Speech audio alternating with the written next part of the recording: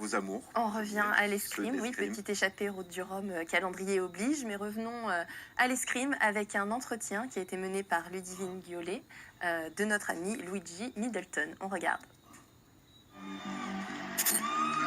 Et voilà, c'est fait. Incroyable ce qu'il nous fait, sacré Luigi.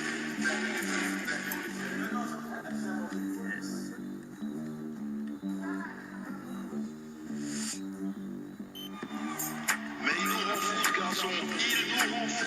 Quelles sont ses limites?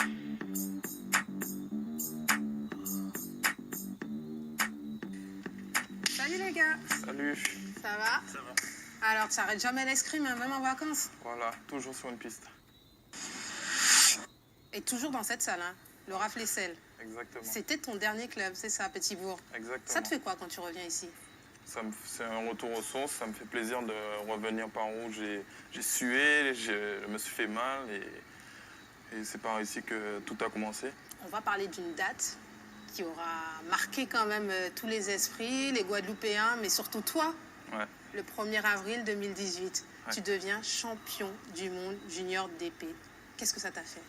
Ben, sur le coup, j'ai pas réalisé, mais le fait de voir la foule venir sur moi, là, et j'ai commencé et l'émotion est montée d'un coup. Et c'était impressionnant. C'est pas descriptible, mais j'avais l'impression d'être épanoui, d'être relâché et voilà. Tu t'étais préparé pour ce match? Ouais, parce que ce match-là, j'avais eu le même au championnat d'Europe et j'ai perdu en tableau 32 et cette fois-ci j'ai eu ma revanche face à cet Italien et voilà. Est-ce que c'est le fait d'être parti qui t'a apporté plus, le fait que tu sois maintenant à Reims? Ça se passe comment? Ben, c'est sûr que le fait de partir, j'ai beaucoup plus progressé, mais toute la base, c'est ici que je l'ai acquise. Et ouais, c'est encore plus... Je me suis étouffé un peu plus là-bas. Et ouais, pour moi, c'était un passage obligatoire, un départ obligatoire.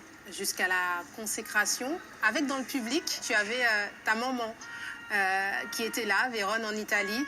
Et justement, ta mère, Nicole, a un petit message pour toi. On va le regarder tout de suite, c'est par ici. Hey Luigi, tu te rappelles, quand j'étais venue en Italie, c'était la première fois que j'avais pu faire le déplacement sur l'une de tes compétitions. Jamais, jamais ce n'était possible. Donc j'ai fait le forcing, je suis venue. Tu te rappelles? Alors Luigi, est-ce que tu t'en rappelles? Oui, bien sûr. Parce que ouais, c'était la première fois qu'elle venait me voir en compétition. Elle n'avait pas l'habitude? Si. Non, même Même pas? depuis petit, en Martinique ou en Guyane, elle ne pouvait pas, parce que financièrement c'est assez cher, et vu qu'il y a mon frère derrière, et justement elle a fait l'effort de venir là du monde, et voilà, j'ai été sacré. Bon, est-ce que tu vas m'aider à aimer ce sport, justement? Parce qu'après les émotions, place à l'action. Moi, j'ai une petite âme de mousquetaire, donc j'ai envie de découvrir un peu ce que ça fait d'avoir une épée en main. Ok, ben on va voir ça alors. Mais il faut que je m'habille, apparemment. Bon, ben j'y vais. À tout à l'heure. À tout à l'heure.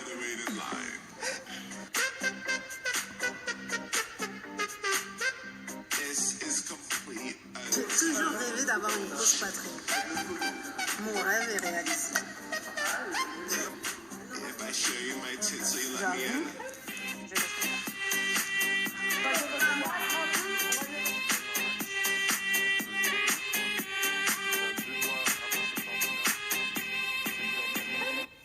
mousquetaire, les trois mousquetaires. Anjou, non, pardon.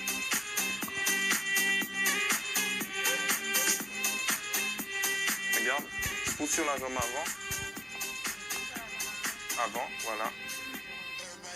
Voilà, tu pousses sur la jambe.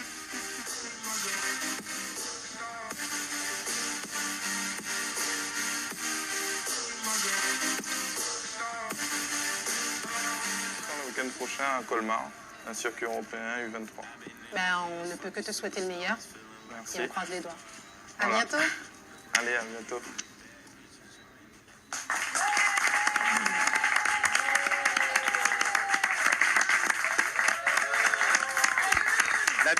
La team qui exauce les vœux de Ludivine Giolet-Oulac.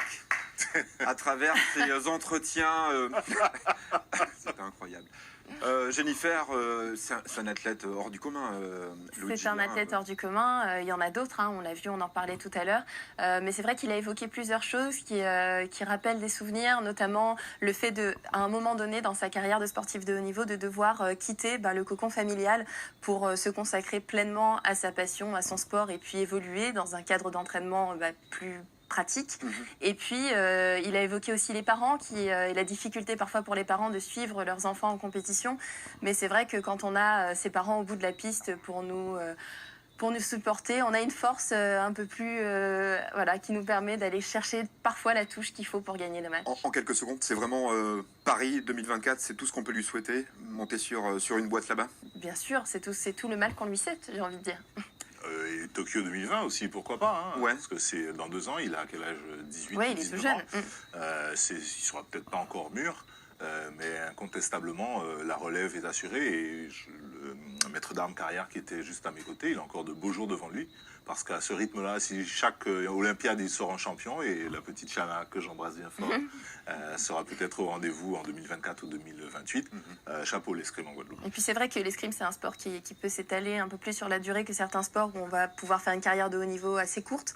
En escrime, on l'a vu avec Laura Flessel, elle a réitéré. On enchaîne avec